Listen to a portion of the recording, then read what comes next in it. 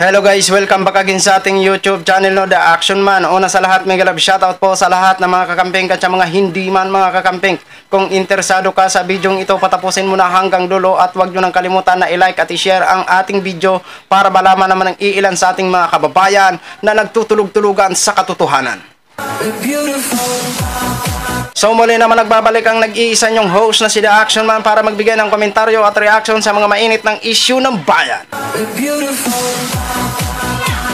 So ito ho mga ka-action, no, may gusto lang po ako na i-share po sa inyo about po ito sa mainit na palitan ni Senador Rapi Tulfo at ni Senadora Pia Cayetano about po ito sa nagaganap na kontribusyon ho mga ka-action sa mga public school at hindi man sa mga public school ho mga ka-action, no. So, according to Senadora Pia Cayetano, may batas po ito na bawal po ang magkoleksyon sa mga parents or mga magulang para sa mga pangangailangan ng eskwelahan. Pero bakit po hindi po ba ito napa-implement? At bakit patuloy pa rin po ito na nangyayari sa mga public school, lalong-lalo na ho sa mga kabarangay-barangay-barangay? So, para lubos ho natin maunawaan at bago ho tayo magtuloy-tuloy sa ating reaction at komentaryo, panoorin po natin ang pagpapakita ni Senador Rapi Tulfo ng sandimakmak o kahaba-haba na resibo na reklamo na nanggaling sa mga magulang. So ito ha mga ka-action, panoorin na po natin. Bakit po nangongolekta pa rin sila sa mga estudyante, especially po sa mga Mr. hirap? President, I would like to clarify, never po sila nangongolekta sa estudyante. Wala po silang collection sa estudyante. Ang meron, so that we can identify the issue. I beg to disagree, ma'am. Ito po, lahat ng mga nagsumbong sa akin. Sir, the issue, I don't... These are the list of parents na nagsumbong sa akin, iba't ibang eskwelahan sa buong Pilipinas, na kung saan sila po ay sa pilitang kinukolektahan. Mr. President. So hanggang doon lang ho tayo mga ka-action kasi mahigit 1 oras ho ang video. Oo. Wag na po natin paanohin, wag na po natin patagalin. Oo. Alam ko po na marami po ang nakapanood sa deliberasyon na yan sa palitan ng salita ni Senador Rapi Tulfo at ni Senate Pia Cayetano ho mga ka-action, no? So, according nga ho sa sabi ni Senadora Pia Cayetano, may batas nga po yan at bawal. Oo. Ang sabi naman dyan ni si Senador Rapi Tulfo ho, mga ka-action, kung alam niya ho na may batas ho po ang nasabing pangungulikta. Oo, may batas. Pero bakit hindi daw na pa-i-implement? Oo. Alam nyo, sa totoo lang, sa mga binanggit ni Senador Rapi Tulfo dyan, na naghihingi daw ang mga eskwelahan ng budget sa mga parents ho, kung saan yung mga anak ng mga ng mga magulang ho, naghihingi sa mga magulang ng contribution nga ho sa mga nasabing bibilhin na kagaya ng dustpan, electric pan, etc. Mayroon pa yung pampintura daw sa upuan. Kasi alam nyo mga ka-action, agree po ako sa sinabi ni Senador Rapi Tulfo na naghihingi nga ho minsan. Halimbawa, magpapatawag ng PTE meeting ang nasabing eskwelahan.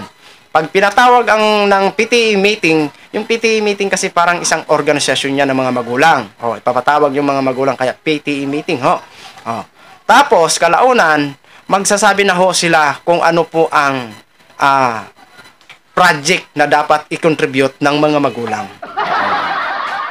Totally, siguro yung batas na sinasabi ni Pia Cayetano, napapa-implement ng ho. Pero, walang nahuhuli. Alam nyo na po ang karugtong doon.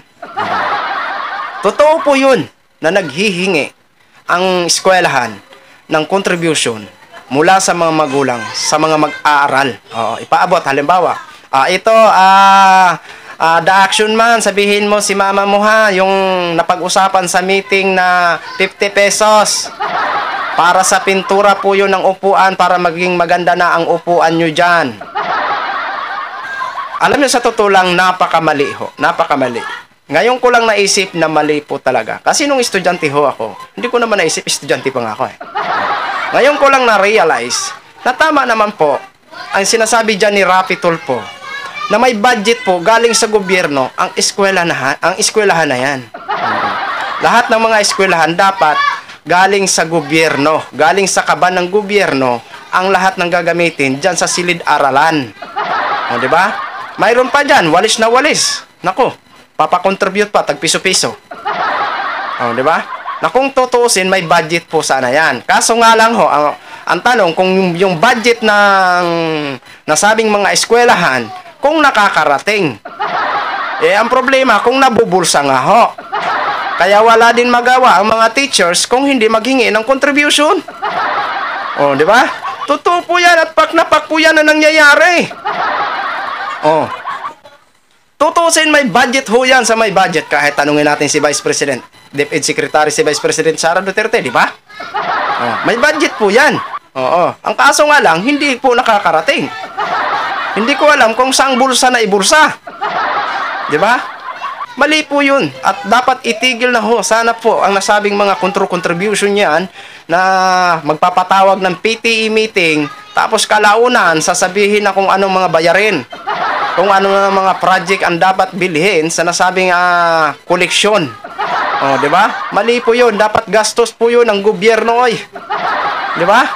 O ano kayo? Anong masasabi nyo dyan? Kung panoorin nyo yung video, i-search nyo lang, Rapi Tulfo versus Pia Cayetano, DepEd contribution. Lalabas po yan. Oh, mahigit 1 oras ang video, kaya hindi ko na po kinuha lahat. Oh, magbigay na lang po ako ng short ng ating maikli natin kung ano masasabi ho natin dyan. Basta yun po ang naging talakay nila about sa contribution. Oh, di ba? So, yun lang ho mga ka-action, mga kakamping nog, share ko lang ho sa inyo. Maraming salamat po sa mga viewers natin Luzon, Visayas at Mindanao all over the world. Ako po ang inyong lingkod, si The Action Man. Have a good day everyone. Beautiful.